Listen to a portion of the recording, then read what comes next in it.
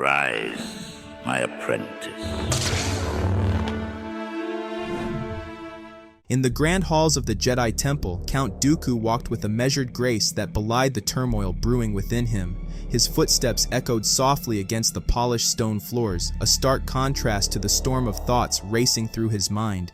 The galaxy was on the brink of chaos, and the Republic, once a beacon of hope and order, had become a den of corruption, its leaders more concerned with their power than the well-being of their people. The Jedi, too, had lost their way, entangled in the web of politics and bureaucracy, far removed from the spiritual guardians they were meant to be. Dooku, a man of deep conviction, found himself increasingly at odds with the order he had served for decades. He had been trained by the greatest of Jedi, Yoda himself, and had once believed in the Order's mission with all his heart.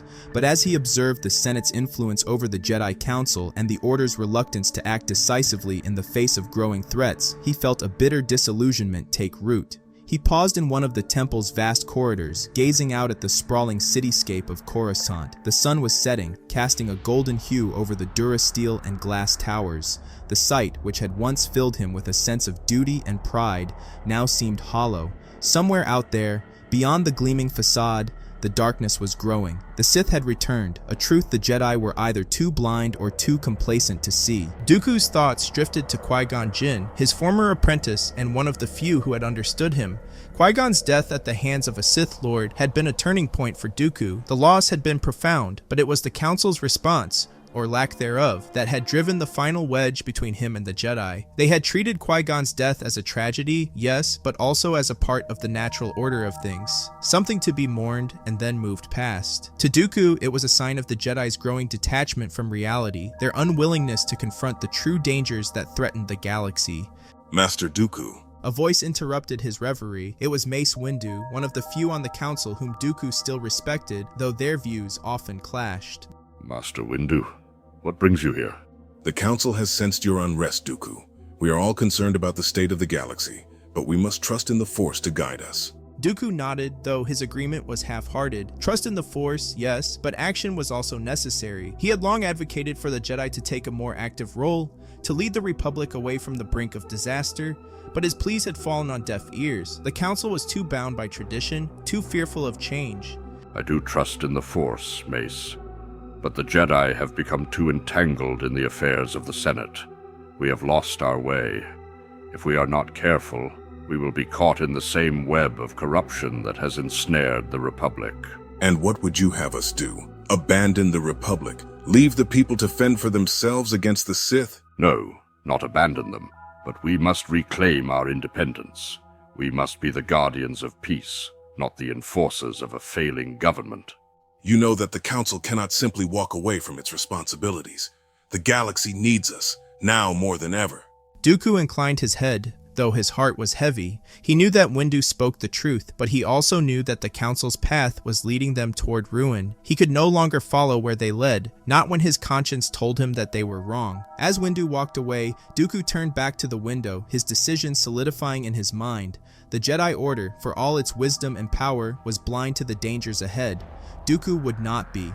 He would forge his own path, one that might lead him into the darkness, but at least it would be his choice. The galaxy needed a new kind of leadership, one that understood the necessity of power, the balance of light and dark, and if the Jedi could not provide it, then perhaps a new order would. This was the world Dooku inhabited, a world where his ideals clashed with the very institution he had once revered. The Jedi Order was his past, but his future was still unwritten, and it was in this uncertainty that Dooku would find his true purpose. In the weeks that followed his conversation with Mace Windu, Dooku found himself increasingly distanced from the Jedi Order. The Council meetings, once a place where he felt he could contribute to the galaxy's welfare, had become unbearable. The Jedi, in their quest to maintain peace, had become slaves to the Republic's political machine. Dooku knew that if they continued down this path, they would be complicit in the Republic's inevitable fall. Each night, Dooku would retreat to his quarters within the Jedi Temple, a sanctuary that had once brought him solace, but now felt like a prison.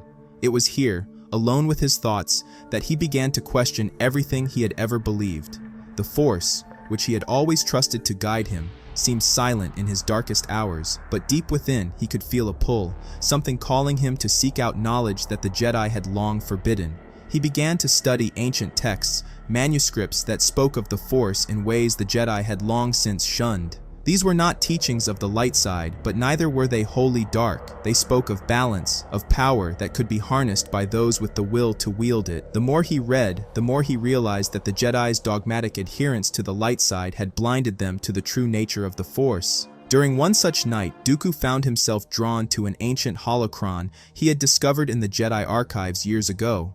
The holocron was dusty, its runes faded, a relic from a time before the Jedi Order had become what it was today. It contained the teachings of an ancient Jedi who had walked away from the Order, much like Dooku now contemplated. This Jedi had spoken of the need for strength, for leadership, and for a willingness to embrace the entirety of the Force, not just the parts that were comfortable or familiar. As the holocron's secrets unfolded before him, Dooku felt a surge of clarity. The Jedi had become too rigid, too fearful of the dark side, and in doing so, they had cut themselves off from the very power that could save the galaxy. The ancient Jedi's words resonated deeply with him. To understand the light, one must also know the dark. But there was something more, something deeper within the holocron, a hidden message that made Dooku's breath catch. The secrets to this path lay on the planet of Atallan, a place where the Force converges in ways unseen by most. There, you will find what you seek. Atallan. Dooku had heard the name before, though it was not a place the Jedi spoke of often. It was rumored to be a barren world, remote and desolate, but the holocron suggested that it held great significance, hidden from the prying eyes of the Jedi and Sith alike. The idea intrigued him. Could this be the place where he would find the answers he sought? Could Atallan be the key to unlocking the true power of the Force beyond the narrow teachings of the Jedi? It was in this moment of revelation that Dooku made his decision. He could no longer serve an order that refused to see the truth. The galaxy needed more than passive peacekeepers. It needed a leader, someone who could bring order through strength and wisdom. Dooku would be that leader, but to do so, he would have to leave behind everything he had known. He would walk away from the Jedi Order, not in anger, but in resolve. The next day, Dooku approached the Jedi Council for what would be the last time. His decision was made, his path clear. The council members sensed a change in him, a determination that had not been there before. They asked him to reconsider, to think carefully about the choice he was making, but Dooku had already thought more than enough. I have served the Order faithfully for many years, but I can no longer stand by while the galaxy falls into darkness. The Republic is corrupt, the Senate is blind, and the Jedi have lost their way. I must follow my own path now. With that, Dooku turned and walked away from the Jedi Temple, leaving behind the life he had known. He was no longer Count Dooku, the Jedi Master. He was something else now, something new, a leader who would bring balance to the galaxy, even if it meant embracing the darkness that the Jedi feared. The journey to Atallan was long and arduous, taking Dooku to the far reaches of the galaxy, where few dared to venture. The planet, as the holocron had hinted, was remote and barren, a desolate place that seemed devoid of life at first glance. But Dooku, attuned to the Force as he was, could feel something powerful here, something ancient and profound, hidden beneath the surface of the desolation. As he landed his ship on the cracked, dry plains of Atallan, Dooku could feel a presence drawing him forward, deeper into the wilderness. He followed this pull, allowing the Force to guide his steps, until he found himself standing before a massive, rocky formation. It was here that the presence made itself known, a being unlike any Dooku had ever encountered. The creature emerged from the rocks as if it were a part of them, a being of immense size and wisdom, its eyes glowing with an otherworldly light. It was neither wholly physical nor entirely ethereal, existing in a state that seemed to defy the natural order. I am the Bendu. The creature rumbled, its voice echoing through the air, resonating in Dooku's very bones. I am neither Jedi nor Sith, but the one in the middle, the one who sees all. You claim to be in the middle, yet you speak as if you are above the conflicts that define the galaxy.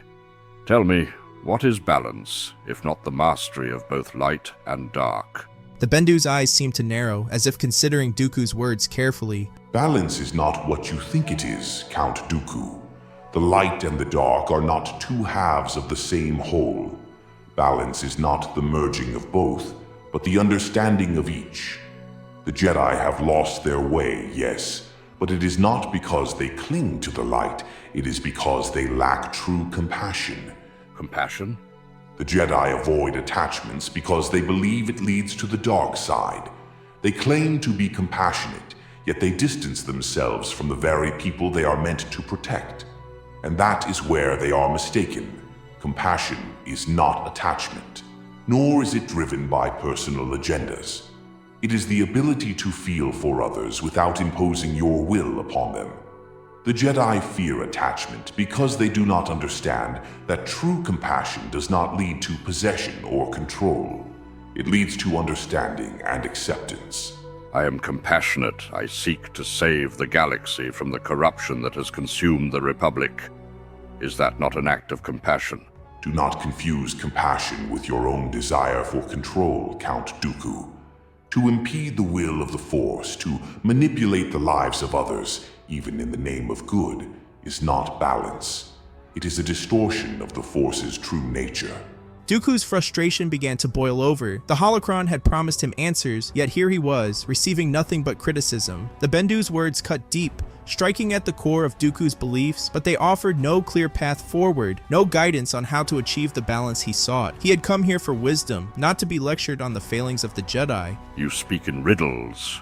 I came here seeking the true meaning of balance, but all you have done is cast doubt on my intentions. Perhaps it is not your intentions that are flawed, but your understanding.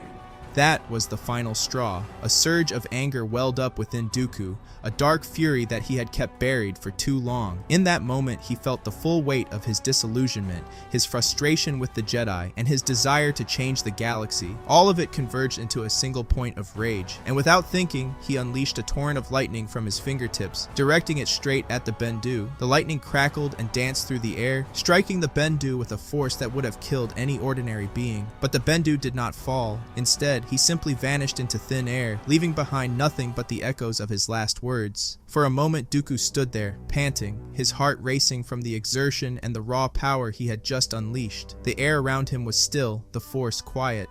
He did not know if the Bendu was dead or merely gone, and in truth, he did not care. What mattered more was the realization that had come with that burst of power. The dark side was powerful, more powerful than he had ever imagined. It was not the slow path of the Jedi, burdened by caution and restraint. It was quick, decisive, and it had given him the strength to silence the Bendu when words had failed. If the dark side could offer him this, then perhaps his quest to free the galaxy from corruption could be achieved faster with it. Dooku turned and walked away from the place where the Bendu had stood, his mind made up. He would no longer seek balance in the way the Jedi or the Bendu had spoken of it. Instead, he would forge his own path, a path that might lead to darkness, but one that would give him the power he needed to reshape the galaxy. Having tasted the power of the dark side on Atollon, Count Dooku's thirst for knowledge grew insatiable. The teachings of the Bendu, though frustrating and ultimately rejected, had only solidified his resolve to seek out the true power that lay within the dark side of the Force. He knew that if he was to reshape the galaxy, he needed to learn more, to delve deeper into the ancient secrets that the Sith had guarded for millennia. Dooku's quest led him to the ancient world of Korriban, a desolate planet steeped in the dark side, known as the burial ground of the Sith Lords. It was a place of whispers and shadows, where the very air seemed to pulse with malevolent energy. The red sands of Korriban stretched out before him as he landed his ship near the entrance of a massive Sith temple, its towering spires carved from the very rock of the planet. Within the heart of the temple, Dooku found what he had been searching for. A chamber filled with ancient texts and holocrons, relics of the Sith Lords who had come before him. Here, he immersed himself in the teachings of the dark side, absorbing the knowledge that had been passed down through generations of Sith. He studied the techniques of harnessing the Force through anger and hatred, of bending others to his will, and of achieving the power necessary to impose his vision upon the galaxy. But it was not just the written words that spoke to Dooku. The temple itself seemed to be alive with the voices of the Sith, whispering to him, guiding him deeper into the mysteries of the dark side. It was during one of these sessions, surrounded by the cold stone and the lingering presence of long-dead Sith, that Dooku received a vision. The vision came upon him suddenly, overwhelming his senses. He saw a planet, dark and desolate, littered with the remnants of a forgotten war. The air was thick with smoke and the stench of decay, and the ground was littered with the wreckage of machines and the bones of the dead. But it was not the planet itself that drew Dooku's attention. It was the presence he felt there, a a Force user steeped in pain and darkness. This figure was writhing in agony, the dark side swirling around them like a storm, uncontrolled and wild. Dooku could feel their suffering, their desperation, and beneath it all a raw, untapped power that cried out for guidance. The vision was so vivid, so real, that Dooku could almost feel the heat of the planet's surface, the suffocating weight of the dark side as it threatened to consume the Force user entirely. The name of the planet echoed in his mind: Lotho Minor. Dooku knew what he had to do. The Sith Temple had given him the knowledge he sought, but this vision was a sign, a call to action. If this Force user could be found and trained, they could become a powerful ally in his quest to reshape the galaxy. More importantly, they could become the apprentice he needed to carry out his plans. The dark side had shown him the way, and he would not ignore its guidance. With his mind made up, Dooku left the temple, his resolve stronger than ever. He would travel to Lotho Minor, find this Force user, and mold them into a weapon of the dark side. The galaxy was on the brink of change, and Dooku was determined to be the one to usher in the new order, one forged in the fires of the dark side. The desolate landscape of Lotho Minor greeted Dooku as his ship descended through the toxic clouds that choked the planet's atmosphere. The planet was a wasteland, littered with the debris of forgotten battles and the remains of machinery discarded by the galaxy's more prosperous worlds. It was a fitting place for the broken and the lost, and it was here that Dooku's vision had led him, to the shattered remnants of a once great Sith apprentice. As Dooku made his way through the labyrinth of wreckage, the dark side of the Force grew stronger, guiding him to his quarry. He could feel the presence of the being he sought, a twisted knot of rage and despair that pulsated like a beacon in the Force. When he finally found him, Dooku was momentarily taken aback. There, huddled among the ruins, was a Zabrak, a creature once known as Darth Maul. But this was no longer the fearsome Sith Lord who had killed Qui-Gon Jinn on Naboo. Maul was a shadow of his former self, his body gaunt and emaciated, his eyes wild with madness. His mind, once sharp and disciplined, had been shattered by years of isolation and torment. At the sight of Maul, a surge of emotion flooded Dooku, an unexpected and unwelcome memory of Qui-Gon, his former apprentice, lying dead at the hands of a Sith. Could it be possible that this wretched creature before him was the same one who had taken Qui-Gon's life? Dooku shook his head, dismissing the thought as impossible. Obi-Wan Kenobi had killed Maul on Naboo, of that he was certain. But before Dooku could contemplate further, Maul lunged at him, driven by pure instinct and the remnants of his hatred. With a simple gesture, Dooku reached out with the Force, freezing Maul in midair and then sending him crashing to the ground, unconscious. As Maul lay still, Dooku knelt beside him, placing his hand on the Zabrak's head. Closing his eyes, Dooku reached into Maul's mind, probing the depths of his fractured consciousness. What he found there both confirmed his suspicions and ignited a deep rage within him. Maul's thoughts were a chaotic swirl of pain, anger, and an overwhelming thirst for revenge. The hatred that had kept him alive, that had sustained him through his years of suffering, was centered on one figure, Obi-Wan Kenobi. And there it was, the truth that Dooku had tried to deny. This was indeed the Zabrak who had killed Qui-Gon Jinn. The realization hit Dooku like a blow, and for a moment, all he wanted was to end Maul's life, to take his revenge for the loss of his beloved apprentice. His hand tightened around the hilt of his lightsaber, ready to strike. But as Dooku delved deeper into Maul's mind, something else caught his attention, another presence, one that loomed large in Maul's thoughts. A name echoed through the darkness: Sidious. Dooku paused, his anger momentarily eclipsed by curiosity. Sidious, another Sith Lord, the one who had trained Maul, who had sent him to kill Qui-Gon. This was the master who had orchestrated the events that had led Dooku to this moment. Dooku's mind raced. Perhaps Maul could be of use after all. If this broken creature could still remember his master, still seek him out, then maybe Dooku could use Maul to find the Sidious. Ending the reign of another Sith Lord would not only avenge Qui-Gon, but also pave the way for Dooku's own rise to power. His quest to save the galaxy from corruption might be expedited with Sidious out of the way. The decision was made. Dooku would not kill Maul, not yet. There was still value in him, a purpose that could serve Dooku's goals. For now, he would keep Maul alive, nurture the hatred within him, and see where it would lead. Perhaps the dark side had more to offer than Dooku had initially thought. Count Dooku's ship sliced through the atmosphere of Dathomir, the crimson-hued planet that was home to the enigmatic Night Sisters. The landscape below was both haunting and beautiful, with its towering rock formations and dense, fog-covered forests.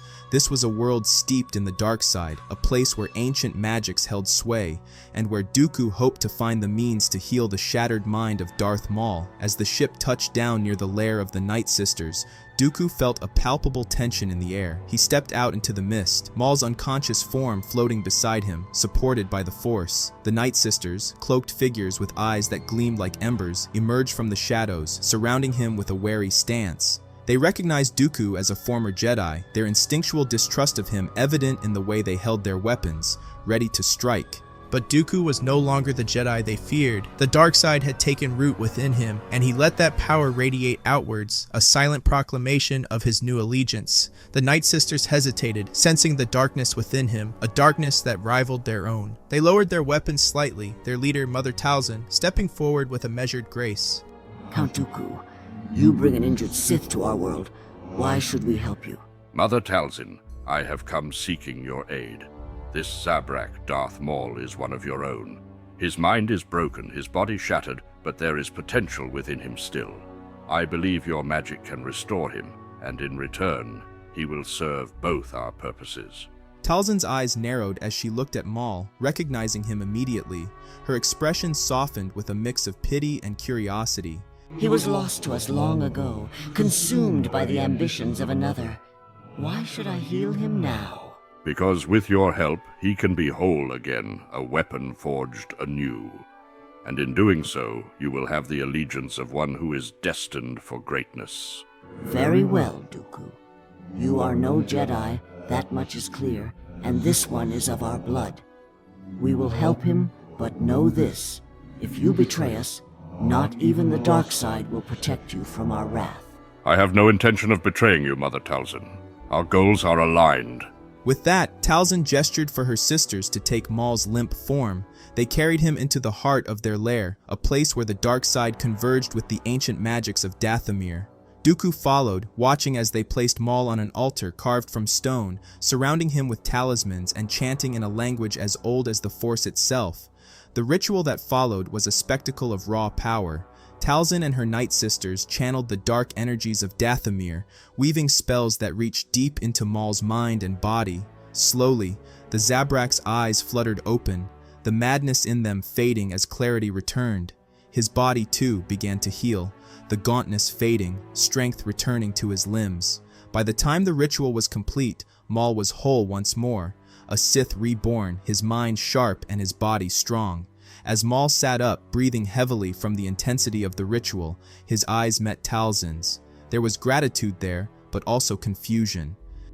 Mother, you have saved me. No, my son, it was not I who saved you. It was Count Dooku who brought you here, who sought to restore you. Who are you? I am Dooku. I was once a Jedi, but now I walk the path of the dark side. I know of your desire for revenge against Obi-Wan Kenobi. I can help you achieve it, but only if you join me as my apprentice. Maul's eyes darkened at the mention of Obi-Wan, the old hatred flaring up once more. But he was wary. He had been betrayed before, manipulated by others who sought to use him for their own ends. I have no interest in the Sith anymore. The Sith betrayed me. I do not ask you to serve the Sith, Maul. I ask you to join me, to harness the power of the dark side as it was meant to be. Your training under Sidious was incomplete. You have strength, but you can be sharper, more formidable. Together we can bring down those who have wronged us, and you will have your revenge on Kenobi. Maul hesitated, but the lure of revenge was too strong. He could feel the truth in Dooku's words. His desire to kill Obi-Wan burned brighter than anything else, and if Dooku could help him achieve that, then perhaps he was worth following. Very well. I will join you, but only because I want Kenobi dead. Then we are agreed. But know this, Maul. Your anger makes you strong, but it must be controlled, honed. I will train you, prepare you for the day you face Kenobi again. When that time comes, you will not merely fight him, you will destroy him. I will be ready. Under Dooku's tutelage, Maul's transformation was nothing short of remarkable. The once broken Sith apprentice had been reforged into a weapon of unparalleled precision. Dooku, known throughout the galaxy as one of the finest swordsmen of his time, spared no effort in honing Maul's skills. Every day was a grueling test of endurance, reflexes, and combat tactics. Dooku pushed Maul to his limits, refining his lightsaber techniques and sharpening his focus. With each passing day, Maul became more deadly, his movements more fluid, his strikes more lethal. Dooku had one purpose in mind, to prepare Maul for his ultimate confrontation with Obi-Wan Kenobi. The Jedi Order still believed that Dooku was a Jedi Master who had merely left the Order, disillusioned, but not fallen to the dark side. This was a deception that Dooku exploited fully. It allowed him to set the stage for Maul's revenge with perfect precision. When Dooku deemed Maul ready, he orchestrated a meeting with Obi-Wan, sending a carefully crafted message that would lure the Jedi Master to a remote location. The message was sincere, or so it seemed. Dooku presented it as a plea for understanding, a chance to explain his reasons for leaving the Jedi Order and to seek a peaceful resolution. The Jedi Council, still unaware of Dooku's true nature, agreed to the meeting, sending Obi-Wan alone to avoid the appearance of hostility. The meeting place was a desolate, barren world, chosen specifically for its isolation. There would be no interruptions here, no chance for Obi-Wan to call for backup. Dooku awaited the Jedi's arrival with Maul hidden nearby, cloaked in the shadows and ready to strike. When Obi-Wan arrived, his guard was down, his mind focused on the potential of reconciling with a former ally, but the moment he stepped into the meeting place, he felt a disturbance in the Force, an ominous presence that sent a chill down his spine. Before he could react, Maul emerged from the shadows, his red lightsaber igniting with a snap hiss that echoed ominously in the still air. Obi-Wan's eyes widened in shock and disbelief. The Zabrak before him was a ghost from his past, a nightmare he thought he had put to rest on Naboo. Maul said nothing, his face a mask of cold fury. He lunged at Obi-Wan, the Force guiding his every move, his lightsaber slashing through the air with lethal precision. The two clashed in a furious battle, lightsabers crackling as they met again and again in a deadly dance of skill and power. Dooku watched from the sidelines, his eyes narrowed as he assessed every move. He was there to ensure that Maul would not fail, but he had no intention of intervening unless absolutely necessary. This was Maul's battle, and he needed to prove himself worthy of the dark side's power. Under Dooku's guidance and with the training he had received from Sidious, Maul had become a true threat, a warrior fueled by hatred and driven by a singular desire for revenge. Obi-Wan fought valiantly, his skill and experience evident in every movement, but he was unprepared for the combined force of Maul's raw power and Dooku's strategic brilliance. The battle raged on, with Obi-Wan struggling to keep up with Maul's relentless assault. Every time he thought he had gained the upper hand, Maul countered with a move that Dooku had drilled into him, turning the tide back in his favor. The fight took its toll on Obi-Wan, his defenses weakening as exhaustion set in. In the end, it was Maul's hatred that won the day. He feigned a retreat, luring Obi-Wan into a false sense of security before striking with a devastating blow that left the Jedi Master reeling. In that moment of vulnerability, Maul struck again, this time with lethal intent. His lightsaber pierced through Obi-Wan's defenses, cutting him down in a single, final stroke. Obi-Wan collapsed to the ground, his lightsaber falling from his grasp, extinguished. He gasped for breath, his life ebbing away as Maul stood over him, victorious at last. Dooku approached, his expression unreadable as he looked down at the fallen Jedi. Revenge is complete, Maul said, his voice cold and devoid of emotion, but behind his words there was a satisfaction, a deep sense of fulfillment that he had craved for years. Dooku nodded, though his mind was already calculating the next steps. The death of Obi-Wan Kenobi would send shockwaves through the Jedi Order, but it would also expose them to the truth, that Count Dooku had fully embraced the dark side and was now a Sith Lord with an apprentice of his own. Your journey is not yet complete, Maul, but you have taken the first step toward becoming what you were always meant to be, a true Sith, a master of the dark side, and together we will bring down those who stand in our way. Maul looked at Dooku, his eyes burning with a renewed sense of purpose. What comes next, my master? Now we prepare for the war to come. At this point in time, we are a few years out of the beginning of the Clone Wars, and Dooku tells Maul that they plan to fall in the shadows. As the galaxy was on the brink of war, they would sit it out and watch the Republic and the Jedi destruct themselves, and then at their weakest time, they will emerge to seize control. As the Clone Wars erupted across the galaxy, Count Dooku and Maul retreated deeper into the shadows. Dooku had long anticipated the coming conflict, but rather than take an active role, he chose to watch, to observe the galaxy tear itself apart. He knew that the war would be devastating, a crucible that would weaken the Republic and the Jedi Order to the brink of collapse. This was the moment he had been waiting for, the time when he could begin to pull the strings from the darkness, ensuring that when the dust settled, he and Maul would be poised to seize control. For years, the galaxy was consumed by war. Battles raged across countless systems, leaving behind a trail of destruction and despair. The Jedi, now generals in the Republic's army, found themselves spread thin, their numbers dwindling as the war dragged on.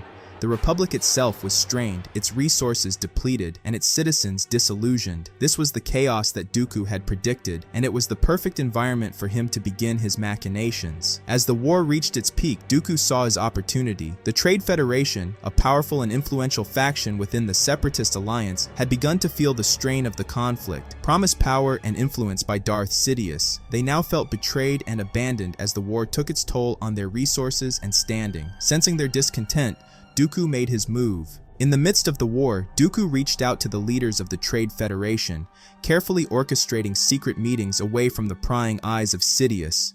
He offered them a new vision, one where they could still achieve the power they were promised, but only if they remained patient and loyal. Dooku played on their fears and ambitions, presenting himself as an ally who understood their plight, someone who could guide them through the chaos to ultimate victory. The leaders of the Trade Federation, desperate for any hope of salvaging their position, agreed to Dooku's plan. They would continue to play their part in the war, maintaining their loyalty to Sidious on the surface, while secretly aligning themselves with Dooku's vision. Dooku's influence began to grow within the shadows, his power expanding as he manipulated key figures and factions within the Separatist Alliance. Dooku and Maul continued to stay hidden, letting the war run its course. The galaxy was being ground down by the relentless conflict, just as Dooku had planned. The Republic was weakening, the Jedi were exhausted, and the people were losing faith in the institutions that had once protected them. Dooku knew that the time to emerge would come soon, but not yet. The war still had more devastation to inflict, and Dooku was content to let it play out. The Clone Wars were devastating, a cataclysm that reshaped the galaxy, but for Dooku, it was all part of the plan. He had stayed in the shadows, biding his time, and now, with the war nearing its climax, he was ready to begin the final phase of his plan. The galaxy was at its breaking point, and when the time came, Dooku and Maul would be there to pick up the pieces, forging a new order from the ashes of the old. Everything had been going according to plan. The Clone Wars had ravaged the galaxy, the Republic was weakening, and the Jedi were stretched thin. Count Dooku had successfully manipulated the Trade Federation and other key factions, laying the groundwork for his and Maul's eventual rise to power. But just as he was poised to strike, the unexpected happened. Dooku was found, but not by the Jedi. It was the Sith who had discovered him, and with them, the dark truth of the Rule of Two. Darth Sidious had tracked Dooku down, sensing the growing power. Sidious, the true architect of the Clone Wars and the mastermind behind the rise of the Sith, had come to confront Dooku, but he was not alone. Standing beside him, a figure cloaked in darkness, was Anakin Skywalker, now a Sith Lord, turned to the dark side far earlier than anyone could have anticipated. The death of Obi-Wan Kenobi years ago had been the catalyst. With Obi-Wan gone, Anakin had been left vulnerable, easily manipulated by Palpatine, who had taken him under his wing, guiding him down the path of the dark side. Anakin, filled with anger and grief, had become the perfect apprentice for Sidious, his power and potential unmatched. Now, Sidious and Anakin stood together, a Sith duo determined to enforce the Rule of Two. Dooku's ambitions, his plans for power, were a direct violation of this ancient Sith tradition, and so the time had come to eliminate the threat he posed. Dooku and Maul, sensing the impending confrontation, prepared themselves for the battle to come. The air crackled with dark energy as the two pairs of Sith squared off, lightsabers igniting with a chorus of menacing hums. With a flick of his wrist, Sidious unleashed a torrent of force lightning at Dooku, who barely managed to deflect it with his lightsaber. At the same time, Anakin lunged at Maul, their lightsabers clashing in a furious dance of red. The two duels unfolded simultaneously, each more intense than the last. Dooku and Sidious circled circled each other, their lightsabers a blur of red as they struck and parried with lethal precision.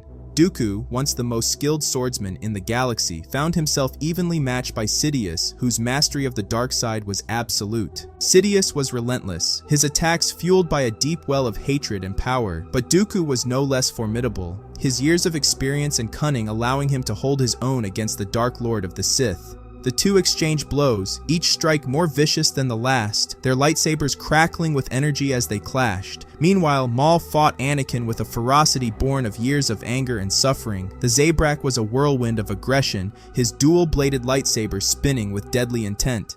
But Anakin, now Darth Vader, was a force of nature.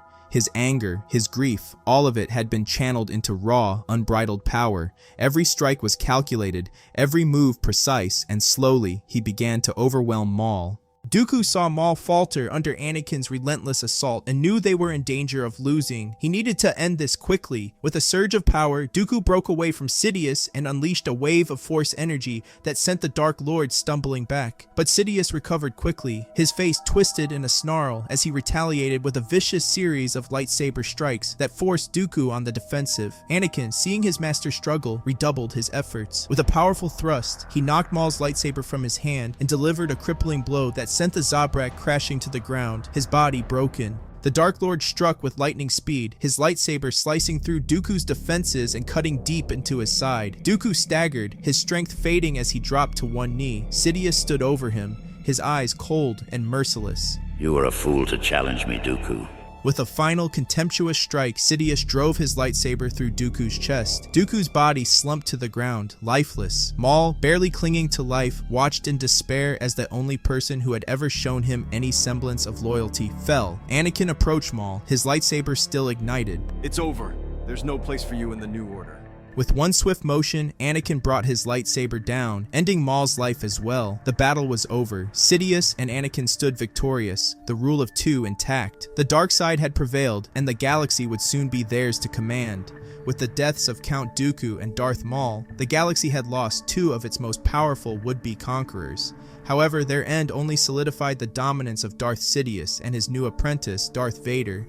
The Sith had won, and the galaxy was about to be reshaped in their image. Sidious, now the Emperor, moved quickly to consolidate his power. The Clone Wars, which had ravaged the galaxy, were brought to a swift and decisive end. The Separatist leaders were eliminated, their droid armies deactivated, and the remnants of the Galactic Republic were transformed into the Galactic Empire. The Senate, once the heart of galactic democracy, was now little more than a puppet of the Emperor, its members too fearful or too complicit to oppose his will. But the true enforcer of this new order was Darth Vader. Unlike the future that could have been, where Anakin Skywalker was encased in a suit of armor, this Vader was in his prime, his body unbroken, his power unmatched. The death of Obi-Wan Kenobi had ensured that Anakin's fall to the dark side was complete, untainted by the injuries that would have weakened him. He became the most powerful Sith the galaxy had ever seen, a force of nature whose strength in the dark side was unparalleled. Vader became the Emperor's right hand, leading the purge of the Jedi Order with ruthless efficiency. The Jedi, once the protectors of the galaxy, were now hunted to near extinction. Any who opposed the Empire, whether they were Jedi or dissidents, were swiftly and mercilessly dealt with by Vader's blade. His mastery of the Force and his unmatched lightsaber skills made him unstoppable. The galaxy trembled under the shadow of the Sith. The Empire spread its influence across the stars, imposing order through fear and strength. Worlds that resisted were crushed, their populations brought to heel by the might of the Imperial military and the terrifying presence of Darth Vader. The Emperor, now the unchallenged ruler of the galaxy, watched with satisfaction as his vision for a new order took shape.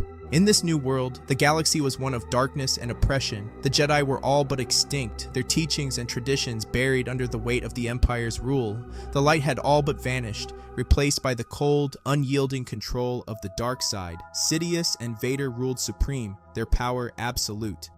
The galaxy had entered a new era, one where hope was a distant memory and fear was the law of the land. But for Sidious and Vader, it was the realization of their ultimate victory, a galaxy forged in the dark side, where the Sith ruled uncontested.